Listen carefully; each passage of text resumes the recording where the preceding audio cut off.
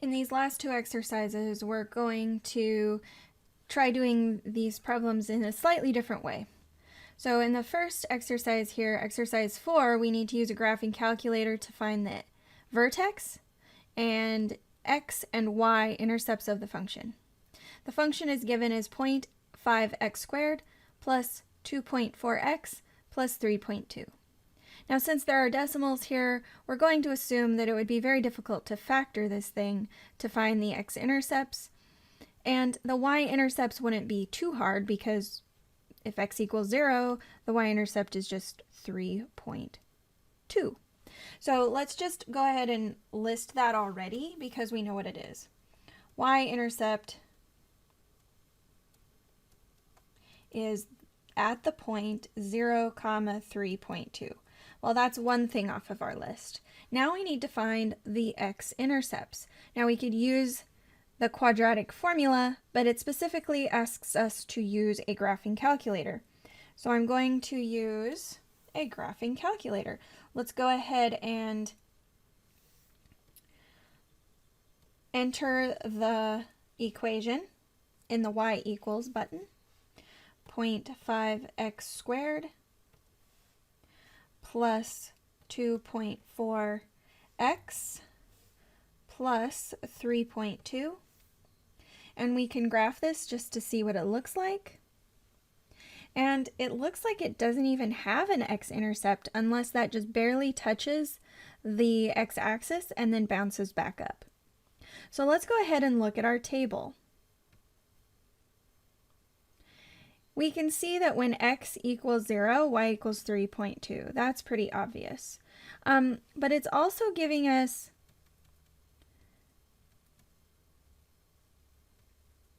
I'm looking for y equals 0, because when y equals 0, x-intercepts are happening. So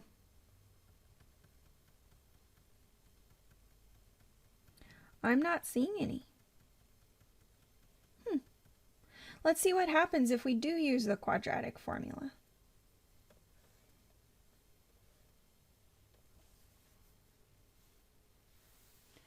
So if we use x is equal to negative b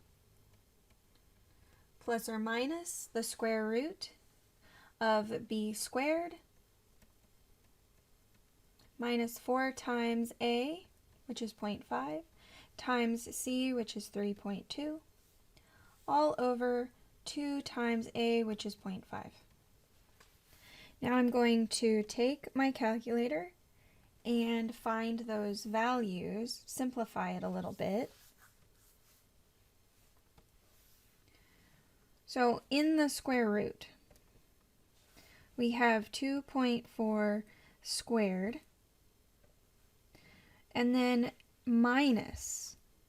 And I can look at all the signs here on my quadratic formula inside the radical and see that my product of 4 times 0.5 times 3.2 is going to be negative. So I'll just type in 4 times 0.5 times 3.2 and see what I get.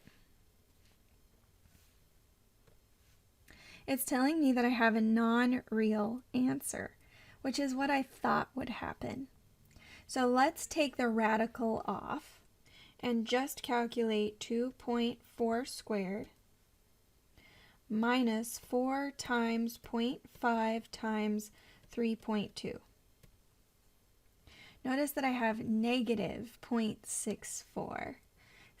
64 is a perfect square, so I can rewrite this.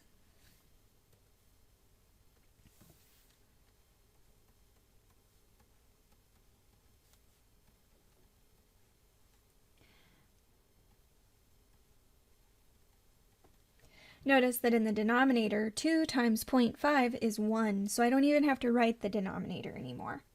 Now if I had the second square root of 0.64, notice that I would get 0.8. So in this case, I have plus 0.8i, and x is equal to negative 2.4 minus 0.8i. This goes to show you that I have two solutions, and they are both complex, so there are no x-intercepts on the real plane. Now the vertex for this is based on the formula negative b over 2a. F of negative b over 2a. So I'm going to use that to find my vertex. Negative 2.4 all over 2 times 0.5. That simply reduces to negative 2.4. So then if I want to find the other part of that, f of negative 2.4, I'll just ask the calculator that because I already put that in. So I'll go to second table set, and it's set to auto, and I want it to be set to ask. Now I'll do second table, and I'll put negative 2.4 in and see what my output is.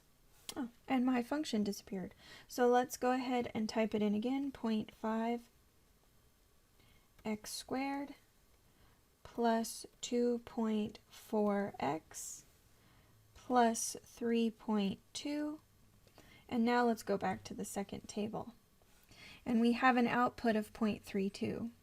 So my vertex is at negative 2.4, comma, 0.32.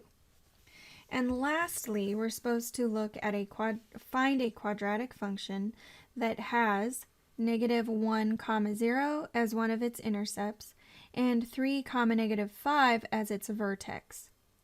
We need to find an equation for this function. How would we express this? So if the function has negative 1, 0 as one of its intercepts, then let's just graph where that would be. That's on the x-axis. So that is an x-intercept, and it's got a vertex at 3, negative 5.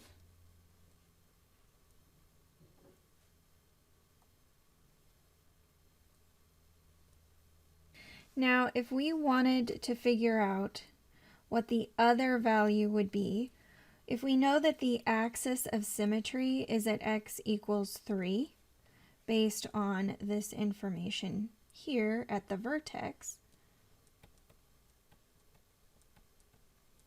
then we could deduce that if there are 4 units to the left of the vertex, then there would be 4 units to the right of the vertex as well. And that would be the other x-intercept.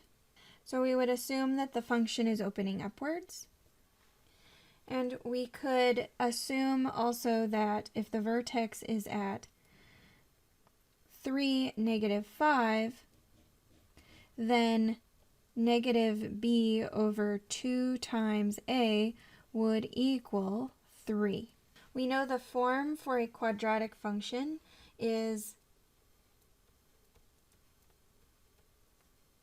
a times x minus h squared plus k. If the vertex is at 3, negative 5, we know that h and k are spoken for.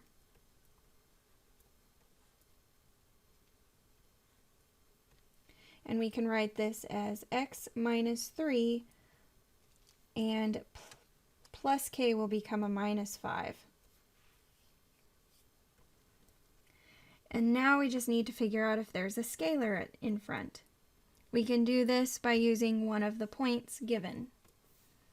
So since we know when x equals negative 1, y equals 0, from here we simply substitute the negative 1 in, and our equation will now be something we can solve for a.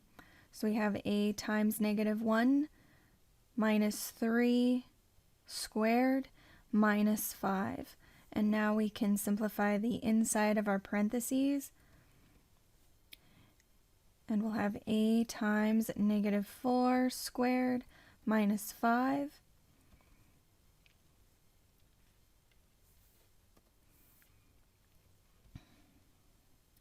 So a times 16 minus 5. Bring the 5 to the other side. And we have 5 is equal to a times 16. If we divide both sides by 16, we get a is equal to 5 divided by 16.